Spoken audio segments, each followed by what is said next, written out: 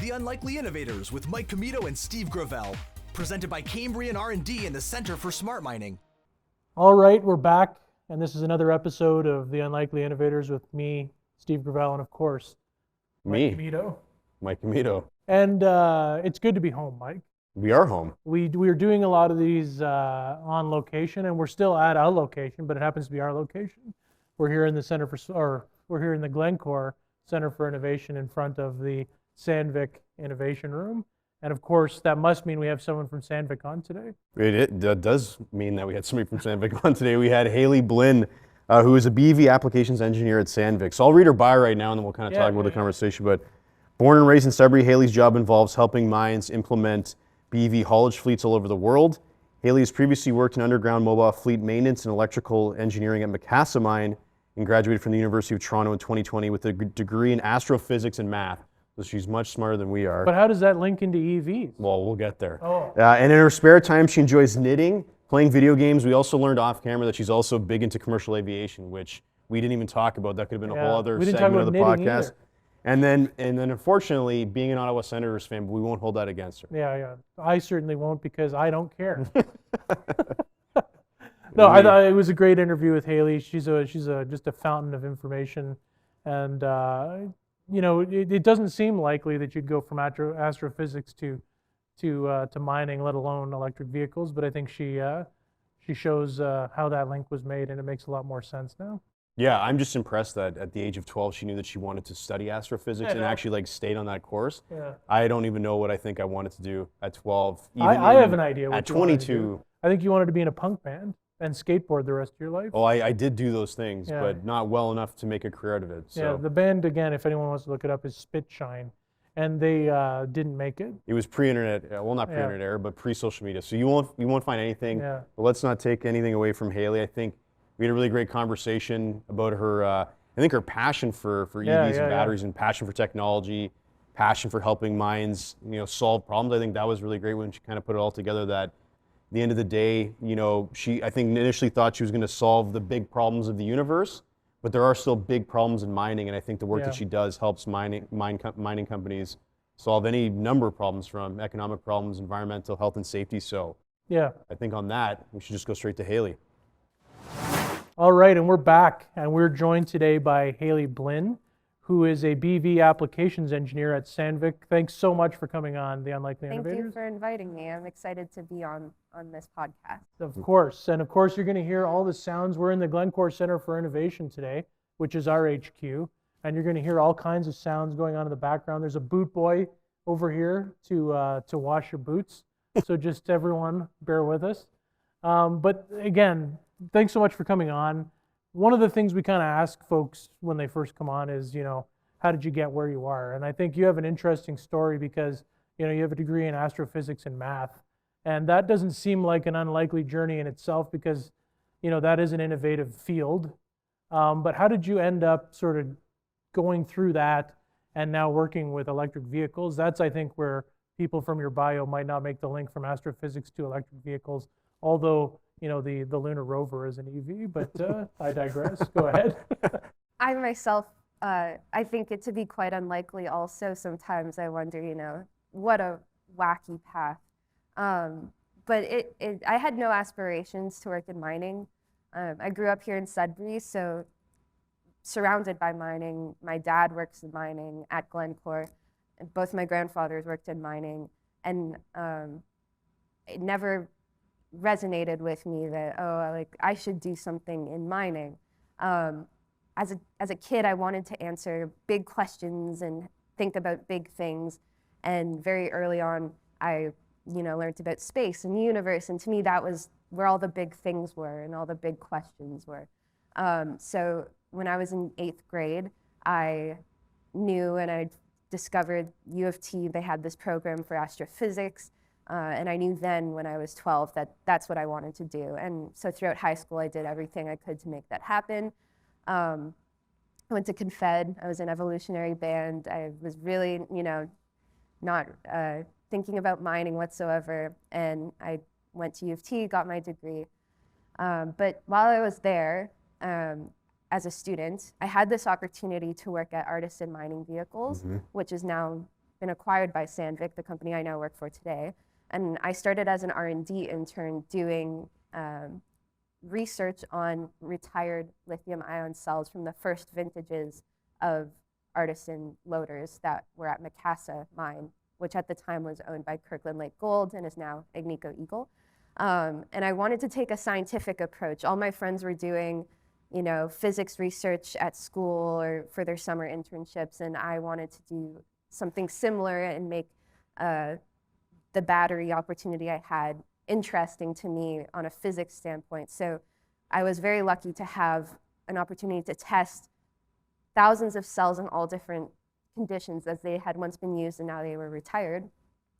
And I did a lot of reading of academic studies to learn about degradation mechanisms and how cells fail and how to relate different electrochemical properties between each other to try and anticipate, you know, things like, can we understand a cell's capacity without testing it through other means, thereby reducing the amount of time it would take to do that. And I thought all this was really interesting, but I also happened upon a different perspective, which is that mining too has big questions that needs to be answered. Yeah. Not even just relating to battery electric equipment and haulage, but, you know, ventilation, heat, geology. Like there were so many interesting things I found while working at Artisan, and then when I went on to work at Macassa, that, you know, mining has a great opportunity to learn and answer big questions.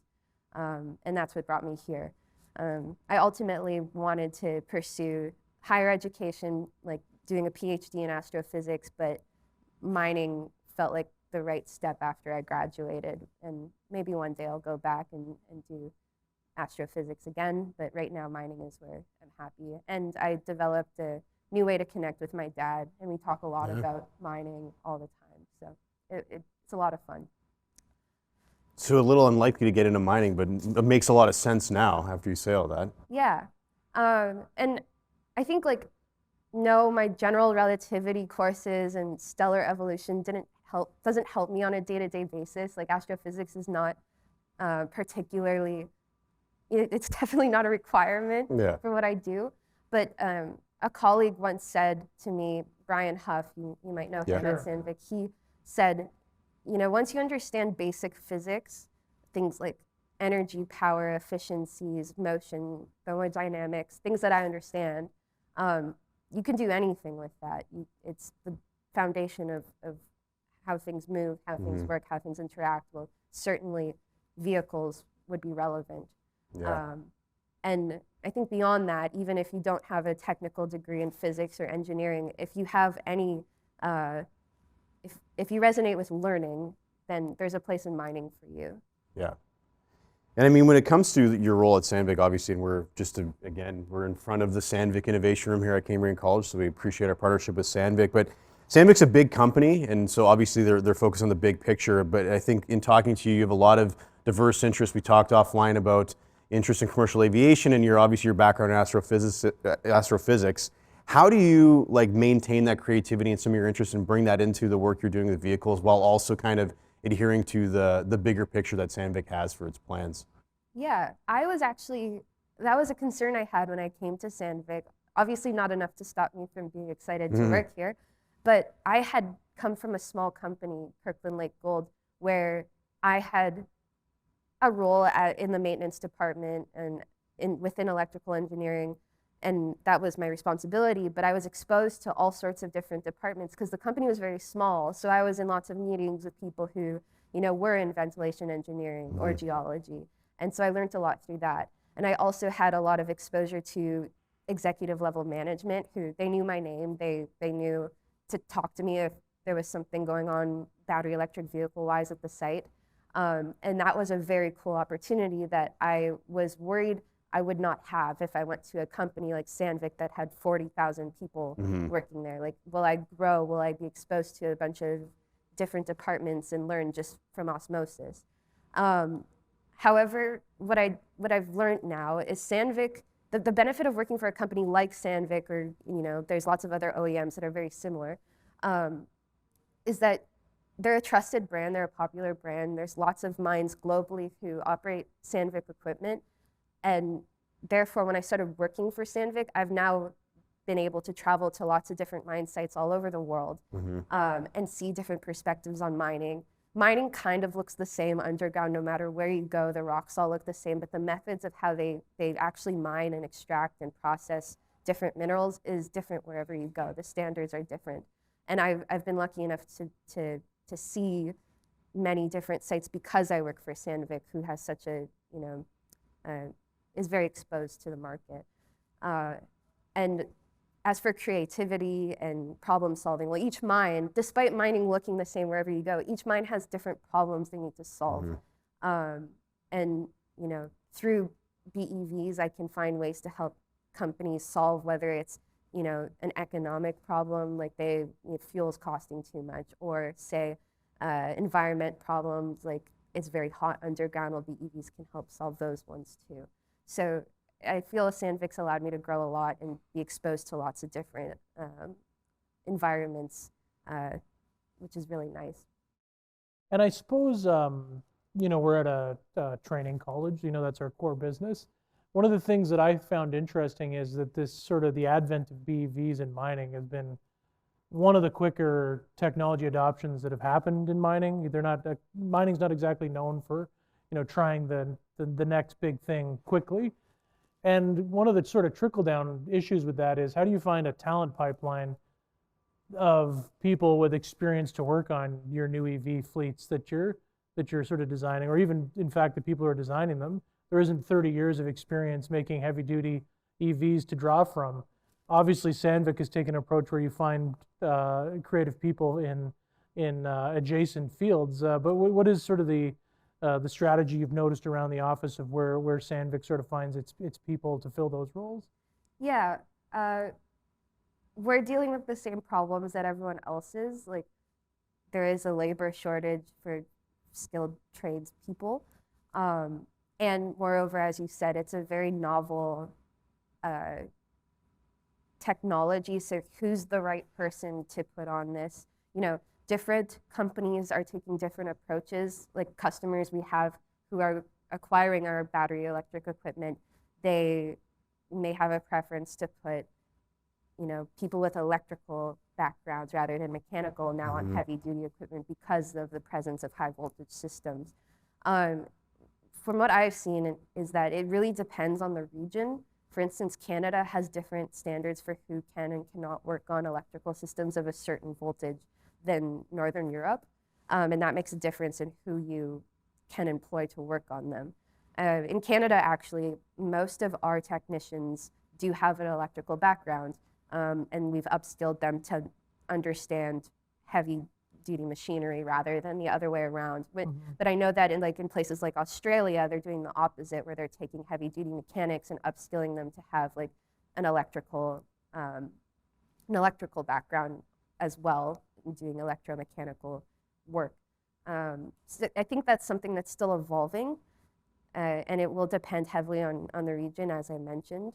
But at Sandvik, when it comes to other roles like engineering, lots of my colleagues have backgrounds in aerospace and mechanical and all sorts of different types of engineering. I think because of the new technology, we tend to attract people who are very creative and innovative and like to learn. So one of my colleagues actually, he worked on Curiosity rover. Another one worked on the James Webb, all space related stuff, right? And we're all now working on something completely different in the opposite direction, underground. So it just takes people who have a certain passion to make new technology work. And I think anybody who has that passion can learn the skill, regardless of whether or not they have a background in that particular skill. So.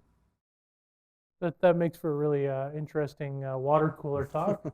Yeah, it's the fastest way to feel insignificant is when a coworker tells you that they worked on the James Webb, and okay. And one of the things that you mentioned earlier when you first started as an R&D intern, working with batteries, and obviously batteries are huge, especially when we're talking about EVs. It seems like it's somebody for me who's trying to keep up with what's happening in the industry. Batteries are changing, it seems daily, weekly, monthly. You'd know better than I would, but it seems like the new batteries are coming out. I guess obviously for us, is lithium ion always going to be a part of that picture? Is it going to be a different slice of that pie? Like, how do you see the evolution of batteries going from your perspective at Sandvik right now? Yeah, I think where we're at today, lithium ion is going to reign for quite some time, for many reasons. It's already practical. Like you see a lot of lithium ion EVs in commercial, like passenger vehicles, Teslas, all that. Yeah. Their operating range fits well within like the needs of the consumer. So like there's always concern about distance and all that, but for most cases it's practical.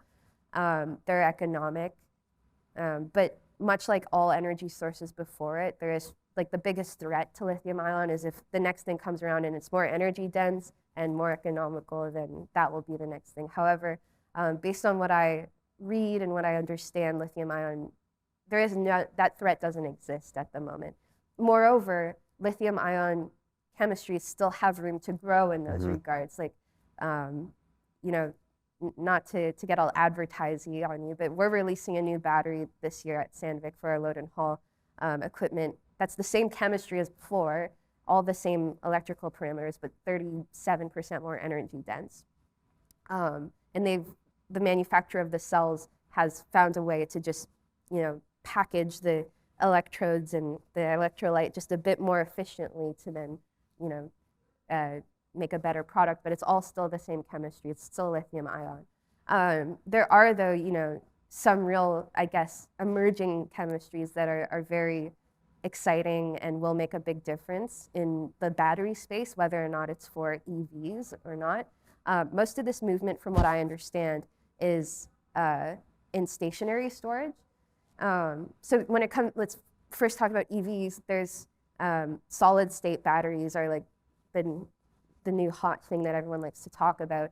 And they're essentially, chemically wise, very similar to lithium ion batteries. They're just the electrolyte is solid, so it still has a lithium-based cathode, and it wouldn't be all that more exotic than what we currently use in EVs. However, it's plagued with some issues that lead to the premature failure. It's called the electrical double layer effect. Well, we knew that. I mean, I don't know much about it, but I know that they're having struggles, and lithium ion once went through this too. Yeah. But solid state batteries will have longer lifetimes and much more higher energy dense. So that's something to be excited about. I know BMW is investing heavily in pursuing that technology, and it'll just mean that we have much smaller batteries that last for a much longer time, which is the traditional trajectory for batteries. Some other chemistries, there's lithium sulfur, which would be very similar to lithium ion, except now the cathode would have sulfur oxides in it. The issue there is just lifetimes, they're not as good as lithium ion. There's sodium ion batteries, which everyone's excited about because the materials are much less expensive. You can use salt water in fabricating them. But I just think they're less energy dense. There's zinc ion batteries, which they don't self-discharge as quickly as lithium ion. However, they're, I think I'm not too sure about what's wrong with them, but there's lots of different chemistries that are coming online, and none of them pose a huge threat to lithium ion, especially from an industrialized standpoint. There's factories everywhere that are focused on the lithium ion pipeline. So I think it will prevail. Some interesting ones to look out for stationary storage are iron air batteries. They're very energy dense. They're less efficient than lithium ion, but they can, discharge over much longer periods of times, like 20 hours. So that positions them really well for stationary storage purposes and peak shaving.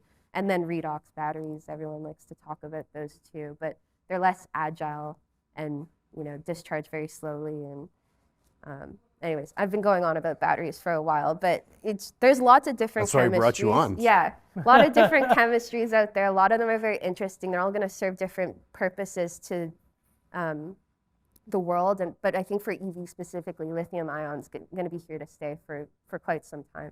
I wish I had a crystal ball and could be 15 more years, but I don't know. I think we're in a good spot with them, and they have room to grow. So yeah, I appreciate how you actually got excited talking about those intricate chemistries. So you like what you do, obviously. I do, and I think what's exciting about working with electric vehicles, no matter, whether it's mining or passenger or not, the skeleton beyond the battery is there. Electric motors have existed for a long time. electric drive lines beyond the motors as well. It's known to be more efficient than traditional combustion engines and drive lines. But the battery is the thing that has so much potential to change. And so as long as you're invested and you understand the rest of the machine, then your understanding of the battery and what the battery can do is something that's really exciting. Right. Well, I mean, let's take that excitement about electric batteries and park it for a second. Pardon the pun. You were due for one. I know. This is good. Right? Yeah. See, that's what happens. It's pretty solid. When I'm on change. But not solid state. Not solid state. So we could do this all day. We're in a flow state. We saw you at MDEC,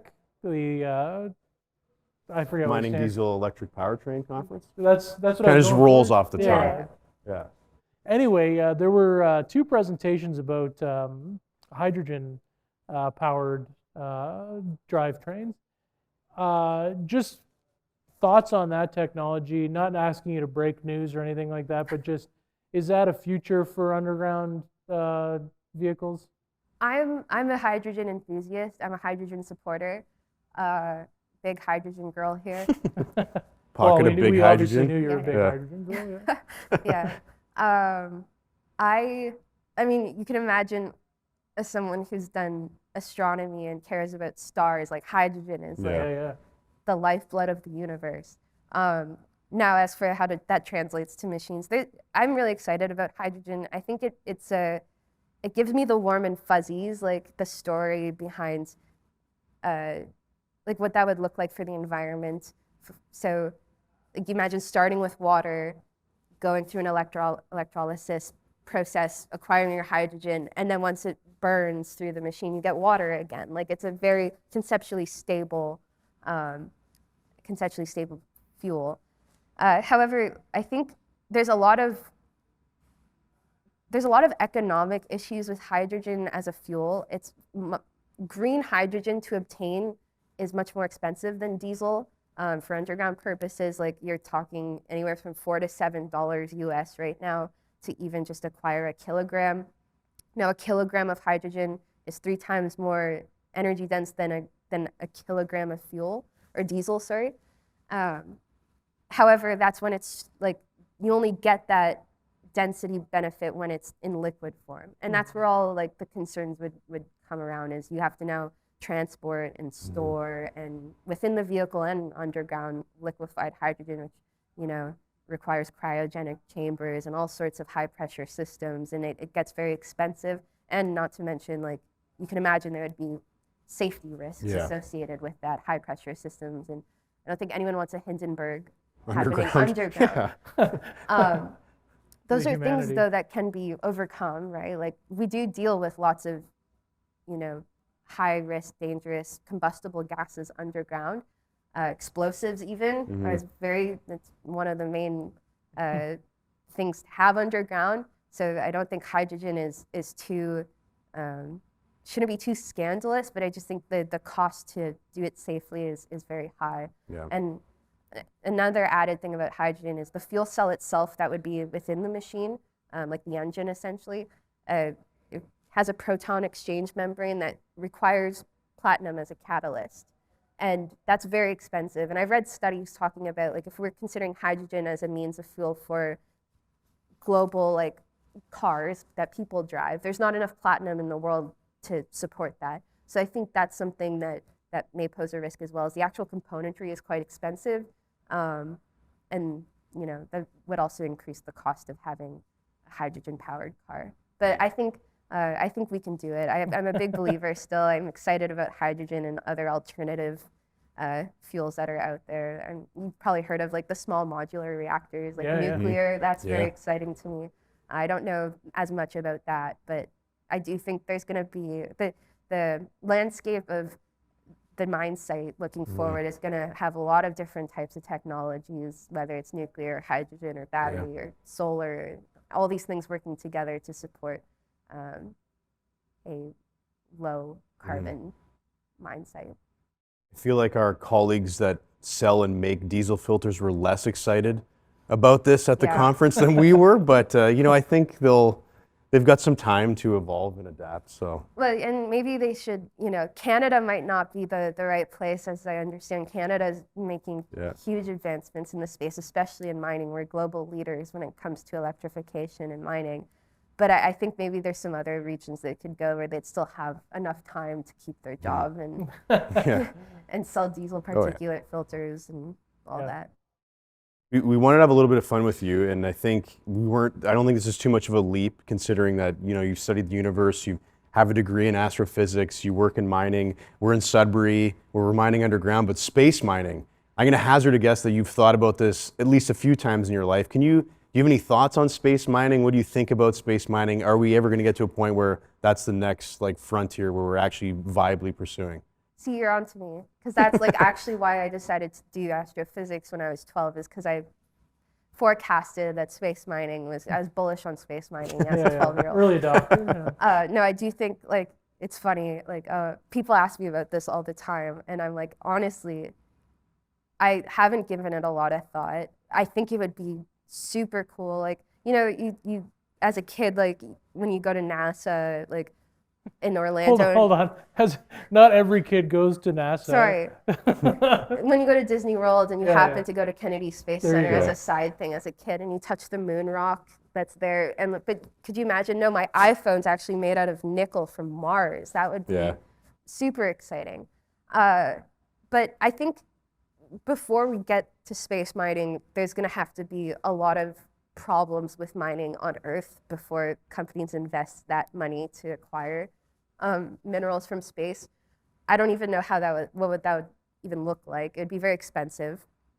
But I think what we're seeing right now is that, the easy ore bodies of minerals that we care about are being depleted. So we have to go deeper, we have to go farther, we have to do more exotic stuff, which, BEVs are a big part of making that happen. As you can imagine. But I think the next step of the cycle is going to deep sea mining, which I've read a lot about. I don't know much about the opportunity there and what minerals would benefit us from doing that. But deep sea mining is, I think, the next logical step before space mining, but then we would move on to space mining. There is a real group of people who are very bullish and really care about space mining. You see them at conferences like CIM and all that, and I think that's really interesting. I don't know how practical that would be today. Things would have to go really poorly here to consider mining, high-grade gold from an asteroid. That's I'm always, call me silly, but I'm always of the mind that we shouldn't bring rocks closer to the Earth's surface. No, I think we have enough here for now. I don't want to, Bruce Willis isn't going to be alive forever. Yeah. So she brought it up, now we have to. Now, the next question I was going to ask you is, taking a page at Armageddon, what would make more sense? Training astronauts to be miners or training miners to be astronauts? As we saw, it worked out on Armageddon, but looking back, I don't think that plan made a whole lot of sense, but maybe I'm wrong. I don't think being a miner is a special quality that, I don't think you could train astronauts to be miners. You have to have a special passion for working in confined dark spaces and really loving rocks and dust. And I think it'd be easier to train miners to become astronauts. That's awesome. I've actually come around on this, because I think there is, in the movie, it's obviously drillers, right? But after having done it for their career, there is a feel to it, and they know intuitively, how far they have to go, and why are we stuck, and how can I get this unstuck? And I think, as much as Ben Affleck, he had this, him and Michael Mann had this exchange on the commentary track, and Michael Mann basically told him, shut up. But I'm coming around to it. Maybe they weren't that far off, initially. See, I disagree. Oh. So they're offshore drillers. Yeah. They don't spend any time at the actual drill head. They're not. You gotta suspend your I would say the imagination a folks bit, that do highway drilling would have been better. Yeah. There, because they actually have a mobile drill platform. Or miners. Or miners. They could have used actual miners. miners. Yeah, absolutely. If only we can go back to 1998 or 1999. Redo it. And redo it. Did you know, somewhat related, somewhat not, you might have heard this fact, Sudbury is the only, I think, city, but certainly Canadian city, but I think the only city that's been mentioned on the surface of the moon by name. And I don't remember what mission it was, but one of the astronauts who went to the moon got out of, the pod or whatever and said, it really does look like Sudbury up here, or something to that effect. Because when they would train here back in the day, I always think that's a really interesting fact. They weren't helping our cause by saying that up there. No, I think if well, they it was would, the geology they were looking at, not the destroyed lands. It's much greener now. Yeah. I think maybe it's something to do with just like the radiation they're feeling from the sun or something. I don't know, but. They were tasting sulfur in their mouth. Exactly. Yeah. You're not helping. No, I know. Can't say it's That's the acid rain. rain. Pro Sudbury podcast. The time gone by. So keeping with the fun, because I'm usually all business, and I want to just if I had a tie on, I'd be loosening it. You will the folks at home will have heard in your bio by now that you enjoy video games. And I wanted to ask you, irrespective of platform, whether it's an old Atari or a brand new Xbox or PlayStation, favorite game to play? I have to think really hard about this because there's a lot of good games out there. You can mention a few. Okay. All-time greats. Yep. Roller Coaster Tycoon 2. Oh, yeah. Sid Meier's Civilization 5. Yeah. Minecraft. Yeah. Call of Duty Zombies, Black Ops 1 and 2. That was a high school classic. Portal 2. Those are all my classics. I think recently I've been very into Dave the Diver, Baldur's Gate 3, Transport Fever 2. Don't know that one. No, it's literally just like transport simulator. You make trains and you try to bring cities to economic prosperity through train systems and planes and stuff. My favorite video games are the kinds that are like Excel sheets but fun, like Roller Coaster Tycoon 2. I love Roller Coaster Tycoon. I have that. Love it. Like a glorified accounting game. Like you're trying to like maximize profits and build rides that like satisfy a certain quota of people's like excitement value. Like I love that.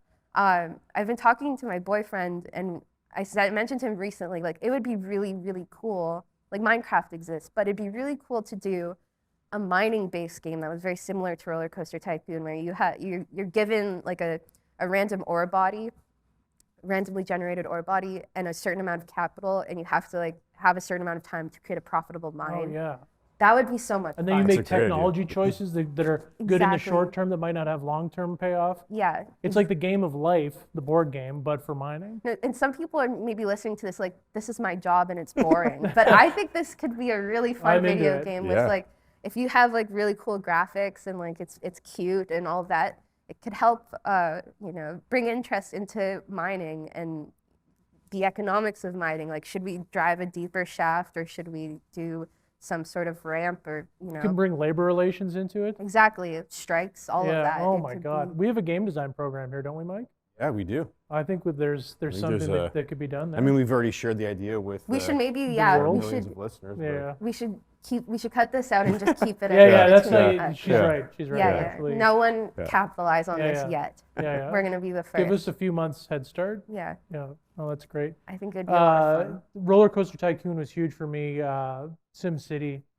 Was big. Similar kind of things. And then obviously Call of Duty. I'm part of a clan.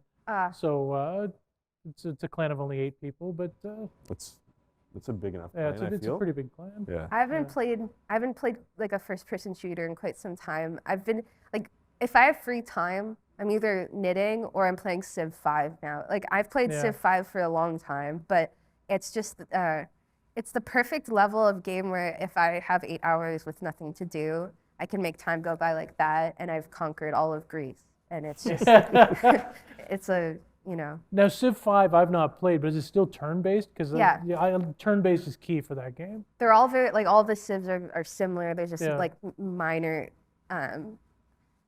mechanic differences between all of them, but they're all turn-based. They have the same goal of achieving global victory and being an evil superpower. I remember having like genuine fear when I saw like chariots coming towards me, Yeah. like playing like Civ 2. Or Gandhi, that's the joke when India gets nukes. There's some like mechanic where Gandhi becomes super hostile. So you always have to worry about making sure that they don't get nuclear weapons, or if they do, that nuclear non-proliferation is already a policy you have. It can be scary. I'm up there like really being nervous about it. Yeah. And then I either win or lose the game and it's all over. Doom used to scare the heck out of me all the time. Like when those like two-legged pig things came out. Like it would actually, like I'd have nightmares about it well into my teens. Yeah, absolutely. My boyfriend has a Meta Quest. We have a Meta Quest that we share. And I bought this game called Drunken Bar Fight. And Is it exactly how it sounds? it's really low polygon, like bad design. But you put it on and you're moving around. You can pick a setting like back alley or carnival or bar. And you just start, fighting people, no reason. Like they just start coming up to you in waves, and you're drunk, so like you pass out. Sometimes you have to pick yourself up. But that's the most like vivid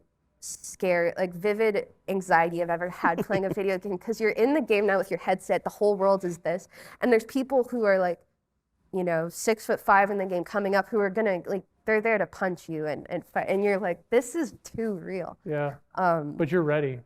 Yeah. No, I've trained for it in real life. She's ready for PDAC. Yeah. For sure. Yeah. No one's messing with you there. Exactly.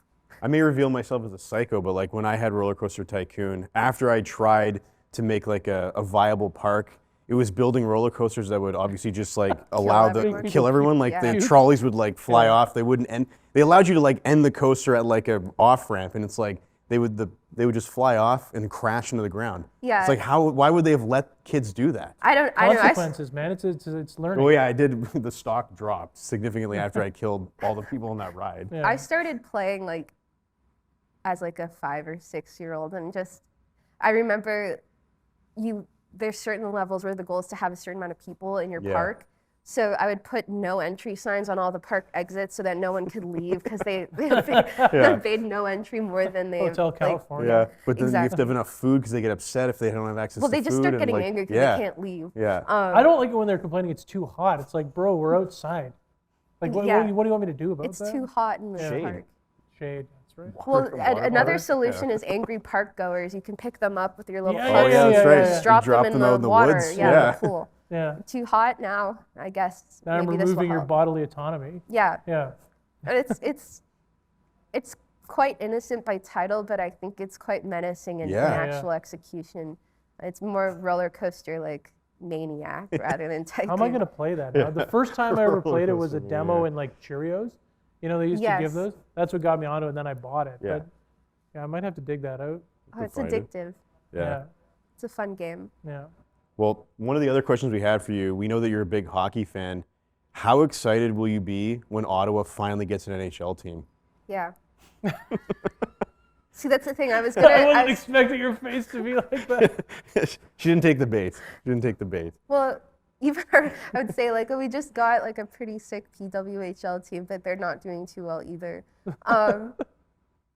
I think that I was thinking of answering this question as like in an attempt to elicit sympathy. I tell people I'm a Sens fan, but yeah, no, it's been a rough couple of years. I remember like the glory days not too long ago when we had Carlson and going to the conference finals. I think that was 2017. Yeah. And then one goal away. From the Pens, it was tragic. And then it's all just been downhill a bit since then. Even with like gambling scandals and all sorts of stuff. I mean, I like hockey beyond just the Senators, so I still have enjoyed watching, like Vancouver's doing really well this year, so I've been watching them. The Oilers are now doing pretty well, so I've somewhat been caring about them with envy, wishing my team could be half as great. But I still have faith. I think, as any good fan would say, it's just a rebuild. Yeah. So they've got some really great pieces. Well, I have to ask you this, like the penalty shot, or not penalty shot, empty net gate. Right. Like I'm a Leafs fan, you're a Sens fan. What did you think of all that? Like, what did you think of Greg's move and like Riley's response to that? I know this is not a hockey podcast, but I'm going to indulge myself because I've got a camera pointed at me. I understand Riley. Like, I understand. I think I'd be upset too. Well, you've played hockey too, right? I have, yeah.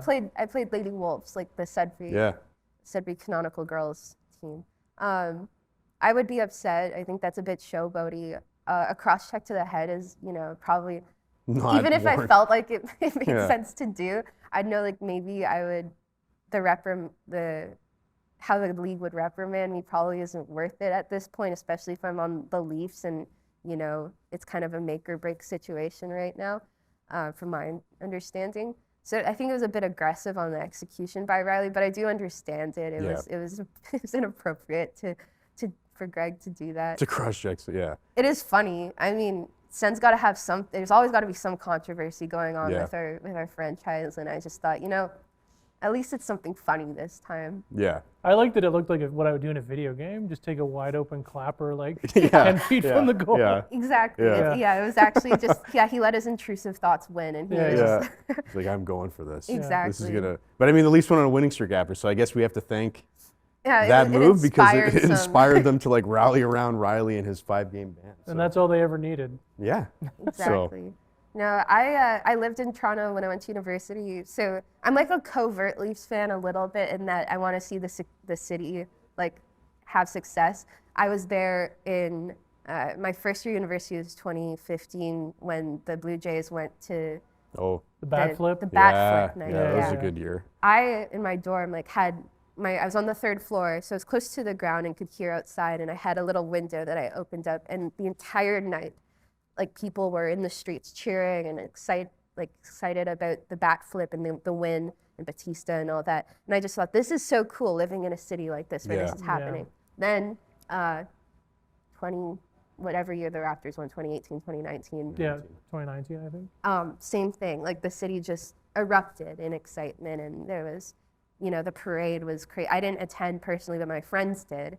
And I just remember feeling like so excited that the city was, electric. So I would also similarly feel excited if the Leafs won, so long as the Sens had nothing to do with it, and we didn't like battle out in the first round or something. Yeah. My mom and my brother are Bruins fans, so in my house it's never a Leafs winning situation. Yeah. One day we'll see. You keep saying this. I've known you. I say this every year. It's this is the good year, fan. and the next year's the year, and then on and on, and the next time I'll be gray and old. I hope before you leave this earth, That'd be nice. they get a chance. That'd be nice. Just one before I die. Yeah. Haley, this has been really fun. Obviously, from staring at the heavens to the earth below our feet, you've had a very interesting life so far. And we just thank you for coming on the podcast and sharing your story. Thank you for having me. It's a lot of fun talking to you guys. Your questions were a lot of fun. And, when it comes to Sandvik and Cambrian, it's a really cool relationship, and we're really excited to see what you guys do here. Awesome. Well, thank you. Thanks again. Thank you. So we talked about Roller Coaster Tycoon. Yeah. But like, what would be your all-time favorite if you had to think about it? Well, because I actually forgot about Roller Coaster Tycoon until Haley brought it up. Yeah, me too, actually. And it was a big part of my life. Huge part. I think I liked it because I was already a fan of SimCity. Yeah. But I think, and my friends don't listen to this podcast, so this isn't a shout out to them, but used to do a lot of LAN partying of Quake. Oh. You remember Quake? I do. You got the nail gun. Yeah. And the portals. And you could do like a teleportation frag. It's when you come through the teleportation portal and there's someone who kills you instantly. So probably Quake. Played a lot of hours of Doom and Frankenstein 3D. Sorry, Wolfenstein 3D. But yeah, just I grew up in a time when we didn't have internet, so it was all sort of like very insular. I grew up at the same time as you. Yeah, but I also lived in a place that never got internet. Oh, right? yeah, that's right, because you live out of town. Yeah, so you end up trying to make more of the game with your imagination, which I think is good. But what about you? I was a Sega kid growing up. Really? So like one of my favorite games was Jurassic Park on Sega, which is very different than the Super Nintendo platform. But then I feel like Call of Duty later in life became a huge one for me. But like when N64 came out, that was like kind of like a video game revival for me. So like Mario, but like Legend of Zelda, like Ocarina of Time was huge. Smash Brothers, yeah. Yeah. But like, where were you on like GoldenEye, and how did you feel about Slappers Only? Didn't like Slappers Only. Wasn't terribly good at GoldenEye with my friends. I could tell you this, that my friends were so into GoldenEye. Before you had like cooperative play where you could play from your house and stuff like that on first-person shooters, they actually cut out cardboard dividers so you couldn't like screen watch. So you couldn't find out where someone was. And they got so good at it, they could tell where someone was by the sound of the ammo they picked up. That's how good they got at it, but I was terrible. Yeah, I was gonna say, I don't think I was very good. I loved playing it, but like, I was not. No. I was not James Bond. No. So, no. You're not the James Bond of N64. I'd say no. Yeah. No, I think she mentioned a lot of games. Haley did that I've never heard of. Yeah. She seems to be really into gaming. I think you and I are more passing fans, but the real gamers out there know. They know. They know. Anyway, I think that's it. I guess that's it. The Unlikely Innovators with Mike Commito and Steve Gravel, presented by Cambrian R&D and the Center for Smart Mining.